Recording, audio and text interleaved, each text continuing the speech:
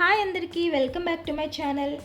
ఈరోజు వీడియోలో మన పిల్లలకి ఎంతో ఇష్టమైన చాక్లెట్ స్ప్రెడ్ని ఇంట్లోనే ఈజీగా ఎలా చేసుకోవాలో చూపించబోతున్నాను. బయట మనకి మార్కెట్లో దొరికే ప్రిజర్వేటివ్స్ కెమికల్స్తో చేసే చాక్లెట్ స్ప్రెడ్స్ కన్నా మన ఇంట్లోనే మనకి తెలిసిన ఇంగ్రీడియంట్స్తోనే ఈ స్ప్రెడ్ని తయారు చేసుకోవచ్చు. పాలు, కోకో పౌడర్, కార్న్ఫ్లవర్, షుగర్ ఈ 4 ఇంగ్రీడియంట్స్ ఉంటే చాలు వందలు పోసి కొనేదానికన్నా ఇంట్లోనే తక్కువ ఖర్చుతో అయిపోతుంది. మరి ఈ చాక్లెట్ స్ప్రెడ్ని ఎలా చేసుకోవాలో చూసే ముందు మన ఛానల్ని ఫస్ట్ టైం చూస్తున్నట్లయితే తప్పకుండా సబ్స్క్రైబ్ చేసుకోండి. ఇంకా రెసిపీలోకి వెళ్ళిపోదామా? ఈ చాక్లెట్ స్ప్రెడ్ తయారు చేయడం కోసం ఒక బౌల్లోకి 1 కప్పు పాలని అంటే 1/2 లీటర్ పాలను తీసుకోండి. ఈ పాలు ముందుగానే కాచి చల్లారి రూమ్ టెంపరేచర్లోకి వచ్చిన తర్వాత తీసుకోవాలి. ఇప్పుడు ఇందులోనే 1/2 కప్పు కోకో పౌడర్ వేసుకోండి. కోకో పౌడర్ ఇంతకు మించి ఎక్కువ వేసుకుంటే మళ్ళీ చేదొస్తుంది. కరెక్ట్గా 1/2 కప్పు తీసుకుంటే సరిపోతుంది. నెక్స్ట్ కార్న్ఫ్లవర్ వేసుకుందాం.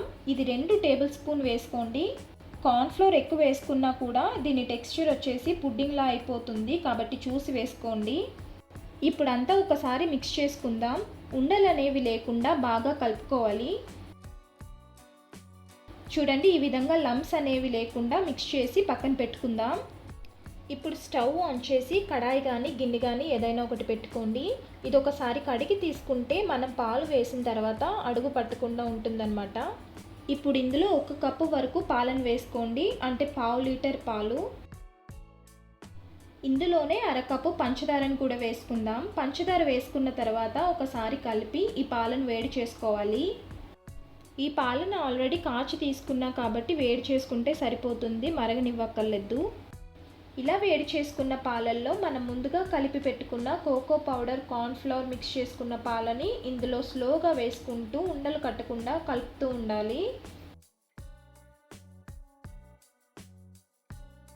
ఇలా కలుపుతూ ఉంటే ఈ పాలు తిక్కుగా అవ్వడం స్టార్ట్ అవుతుంది. చూడండి, మనం తీసుకున్న 2 కప్పుల పాలకి అంటే 1/2 లీటర్ పాలకి 1/2 కప్పు షుగర్ అయితే కరెక్ట్గా సరిపోతుంది. మీడియం ఫ్లేమ్లోనే కుక్ చేసుకుంటూ ఉండాలి, హై ఫ్లేమ్లో అస్సలు పెట్టకూడదు. ఇలా కొంచెం చిక్కబడి ఉడుకుతున్నప్పుడు ఇందులో 1/2 స్పూన్ వెనిలా ఎసెన్స్ వేసుకుంటున్నాను. మీ దగ్గర ఉంటే వేసుకోండి, లేదంటే స్కిప్ చేసేయచ్చు. ఊరికే ఫ్లేవర్ కోసం వేసుకున్నాను.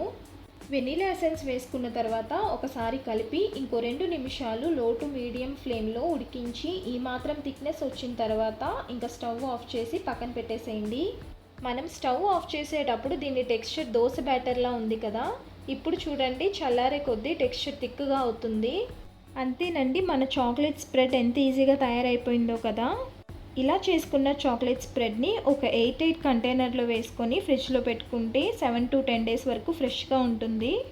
నేను చేసిన వెంటనే చూపిస్తున్నా కాబట్టి టెక్స్చర్ కొంచెం లూజ్గా అనిపిస్తుంది, కానీ మీరు ఫ్రిడ్జ్లో పెట్టుకొని చూడండి, అచ్చం షాప్లో కొన్న చాక్లెట్ స్ప్రెడ్ లానే థిక్గా ఉంటుంది. ఈ చాక్లెట్ స్ప్రెడ్ని పిల్లలకి ఇలా బ్రెడ్ పైన కానీ చపాతీలోకి కానీ సర్వ్ చేసి ఇవ్వండి, ఇష్టంగా తింటారు. మరి నేను చెప్పిన ఈ చాక్లెట్ స్ప్రెడ్ రెసిపీని సేమ్ మెజర్మెంట్స్తో మీరు కూడా ఇంట్లో తప్పకుండా ట్రై చేయండి. ట్రై చేసిన తర్వాత రెసిపీ ఎలా వచ్చిందో మీ ఫీడ్బ్యాక్ని కామెంట్స్లో చెప్పండి. అలానే వీడియో నచ్చితే లైక్ చేసి మీ ఫ్యామిలీ ఫ్రెండ్స్ కూడా షేర్ చేయండి. ఇలాంటి మంచి రెసిపీస్ కోసం మన ఛానల్ని సబ్స్క్రైబ్ చేసుకోవడం మర్చిపోవద్దు. Thank you for watching.